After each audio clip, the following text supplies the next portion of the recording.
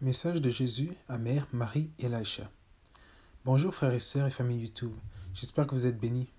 Alors que nous continuons dans cette série sur l'intimité avec Dieu, quand vous êtes en amour, vous partagez tout, tout. Vous partagez vos pensées, vos émotions, vos désirs, votre temps, votre passé, votre douleur, vos joies, et oui, vous partagez même la nourriture. Et je dors, lol. Vous devenez intimement unis les uns et aux autres, et c'est ce que Jésus veut avec vous, une vie amoureuse ensemble. Alors partagez vos pensées avec lui, il les connaît déjà, lol. J'ai entendu certains dire, à quoi sert de prier ou de parler à Jésus s'il sait tout? Ce qui est vrai, mais ce n'est pas très agréable, non? Jésus est une personne très sympathique, il aime entendre ce que vous pensez et vos émotions, et vos opinions aussi. Il ne craint pas de les écouter du tout. Il veut que vous soyez libre de communiquer avec lui au sujet de ce qui est sur votre cœur. Il est tellement prêt à écouter. Jésus est le meilleur auditeur que vous puissiez trouver. Il écoute si attentivement chaque mot, petit geste et soupir de votre cœur et il vous comprend. Il aime vraiment, il aime trop les détails, lol. Même vos pensées qui lui déplaisent, ne les lui cachez pas. C'est le plan de l'ennemi. Venez devant lui en toute humilité et audace, devant votre époux, sa grâce est sans fin. C'est là qu'il vous attend. Là, vous pouvez être honnête avec lui à propos des mauvaises pensées que vous avez et lui demander de vous aider avec elles, et il le fera. Lorsque vous êtes amoureux, vous partagez vos émotions les uns les autres. Vous partagez ce que vous ressentez, ce qui vous dérange, ce que vous n'aimez pas. Alors faites de même avec Jésus. Si je peux être honnête, j'ai lutté avec cela pendant un certain temps. Alors Jésus a joué une chanson sur moi qui m'en parlait directement, car il expliquait très clairement que je lui cachais même mes émotions et à quel point cela le blessait chaque fois que cela arrivait. J'ai juste commencé à pleurer, les gars. Je n'avais pas réalisé à quel point il s'en souciait tellement, et en ce faisant, je le blessais. Imaginez que qui vous tient à cœur est toujours passif et ne vous laisse jamais pénétrer dans les profondeurs de son cœur. Lorsque vous demandez « tout va bien », ils vous disent qu'ils vont bien, mais vous savez qu'ils sont blessés ou inquiets. Vous vous sentirez rejeté, non? C'est ce que je ressens c'est ce que ressent Jésus lorsque nous le rejetons aussi et que nous ne nous ouvrons pas à lui. Cela montre un manque de confiance. Combien cela le fait mal. Enfin, une fois dans la détresse, j'ai dit franchement au Seigneur que je ne pouvais plus faire cette marche, que je voulais vivre ma vie, pas une vie de travail et de prière qui n'était pas amusante. J'étais en larmes en lui disant tout cela alors que je m'arrêtais et qu'une pensée m'est venue. Oh mon Dieu, je viens de rompre avec Jésus. Tout ce que je pouvais faire, c'était rire, rire et rire de plus belle. J'ai réalisé à quel point j'avais l'air idiote, mais plus important encore, il m'avait entendu et avait compris ma situation difficile en me donnant la joie dans mon deuil, à ce moment-là, me faisant rire avec lui et de moi-même. Donc soyez honnête par rapport à vos émotions avec lui et demandez-lui de vous aider avec elles. Lorsque vous aimez, vous partagez vos désirs. Le psaume 37, verset 4 dit « Fais de l'Éternel tes délices, et il te donnera ce que ton cœur désire. » Donc, comment pouvez-vous vous réjouir dans le Seigneur? En étant non seulement en sa présence, pendant que vous passez du temps avec lui, mais en vous réjouissant de tout ce qui a à voir avec Dieu. Ensuite, vos désirs deviendront ses désirs. Il vous insuffle son amour et ses désirs pour vous parce que vous êtes amoureux.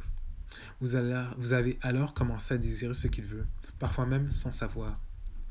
Au début de la marche, le Seigneur m'a conduit à la musique de Carrie Job et comment toutes ces chansons m'ont apporté dans une onction si profonde. J'ai joué ces albums encore et encore. J'ai dit dans mon cœur combien je l'aimais et aimerais un jour la rencontrer, pour lui exprimer ma gratitude pour son aide dans ma marche avec Jésus. Vous savez, non seulement le Seigneur répondit au désir de mon cœur, mais il m'a surpris davantage. Quand le Seigneur m'a appelé, il m'a dit de tout quitter et de rejoindre une église pour chanter dans la chorale.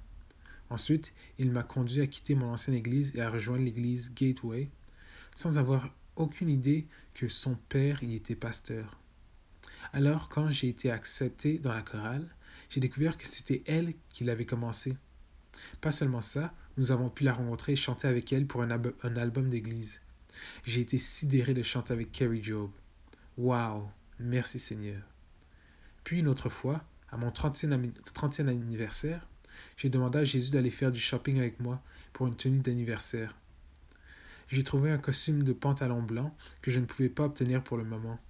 C'était le dernier qui restait, alors je l'ai caché en lui demandant de la garder en sécurité pour moi, s'il voulait vraiment que je reçoive cette tenue. Effectivement, je suis revenu quelques jours plus tard et la tenue avait été déplacée. Découragé, j'étais sur le point de partir quand un vendeur m'a demandé si j'avais besoin d'aide. Je lui ai parlé de la tenue et elle a dit qu'elle l'avait vue et l'avait ramassée pour la ranger sur un autre support. C'était dans le but de la garder en sécurité car c'était la seule qui restait. J'étais à nouveau sidéré. Alors, vous savez que je devais lui dire le témoignage et elle a ri. Elle était en admiration en disant qu'il le gardait vraiment pour vous alors. Je partage tous ces détails avec vous car il désire faire de petites choses comme ça pour toutes ces mariées en faisant la vie ensemble. Lorsque vous êtes amoureux de quelqu'un, vous partagez votre passé et vos douleurs aussi. Vous leur parlez des expériences passées qui ont façonné votre manière de penser et des moments douloureux que personne ne connaît. Une fois de plus, nous avons tendance à penser que le Seigneur ne se soucie pas de notre passé ou de notre douleur parce qu'il était là et n'a rien fait à ce sujet. C'est un mensonge de l'ennemi. Vous voyez, ce que l'ennemi voulait pour le mal, Jésus a déjà racheté et en fera un témoignage de sa bonté. Il n'en a pas encore fini avec vous. Tant de fois nous nous mettons en colère et en ressentiment contre Dieu parce que nous ne lui en avons jamais vraiment parlé.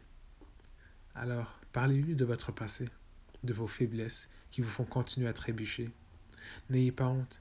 Parlez-lui des blessures passées, des mots ou des circonstances qui ont formé des cicatrices dans votre cœur. Soyez honnête avec lui, puis permettez-lui de guérir ces zones. C'était juste l'année dernière que j'ai dû me retrouver face à face avec le fait que j'avais du ressentiment envers le Seigneur à cause de quelque chose de si douloureux qu'il permettait. Je me suis juste écrit à lui quand j'ai réalisé tout le temps que j'ai été, pas seulement rancunière envers une certaine personne, mais j'étais aussi pleine de ressentiment envers Dieu. Je ne sentais pas qu'il était là pour me réconforter comme je le voulais. À cet instant, je lui ai versé mon cœur, lui demandant de me pardonner, mais j'étais toujours blessé et frustré contre lui. Sauriez-vous que Jésus est apparu dans les yeux de mon cœur juste pour me tenir tendrement? Il m'a permis de retirer tout ce poids de ma poitrine alors qu'il me guérissait avec sa présence aimante. Lorsque vous êtes amoureux, vous partagez vos joies et vos victoires. Ils sont la première personne que vous souhaitez appeler lorsque vous recevez de bonnes nouvelles ou que quelque chose d'excitant s'est produit. Vous voulez tout leur dire, alors faites la même chose avec Jésus.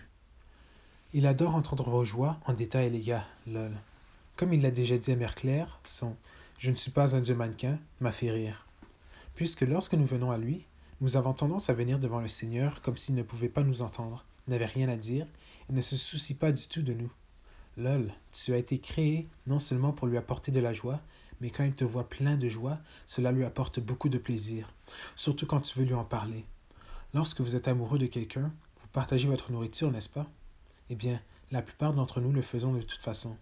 Je ne parle pas aux avares, hé. Vous vous demandez peut-être si Jésus se soucie de la nourriture que nous mangeons? Eh bien oui, là. Ne dites pas que nos corps sont le temple vivant du Saint-Esprit. Nous ne sommes pas les nôtres, mais achetés à un prix. 1 Corinthiens 6, 19, 20.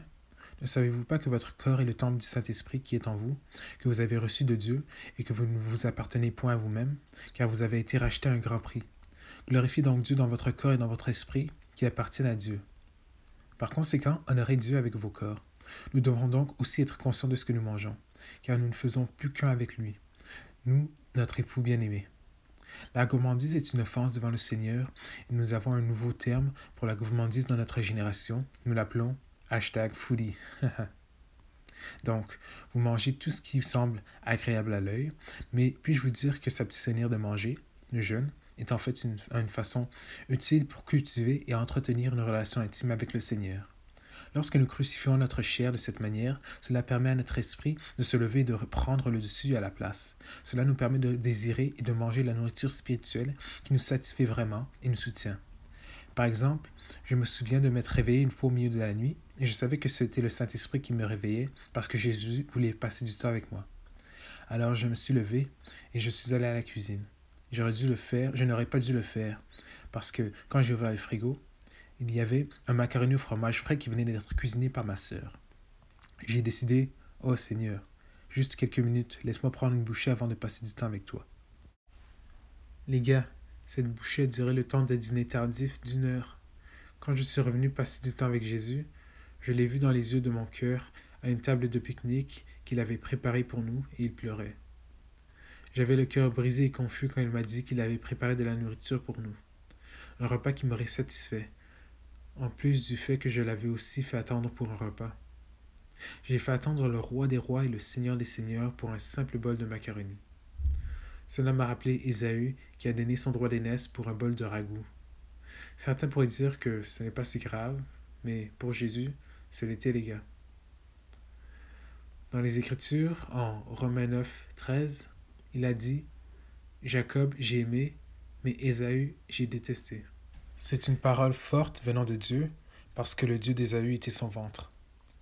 Philippiens 3, 19 dit « Desquels la faim et la perdition, desquels le Dieu et le ventre, et desquels la gloire est dans leur confusion, n'ayant d'affection que pour les choses de la terre. » Partagez donc le bon type de nourriture avec Jésus et soyez conscient de ce que vous nourrissez à votre esprit ou votre chair.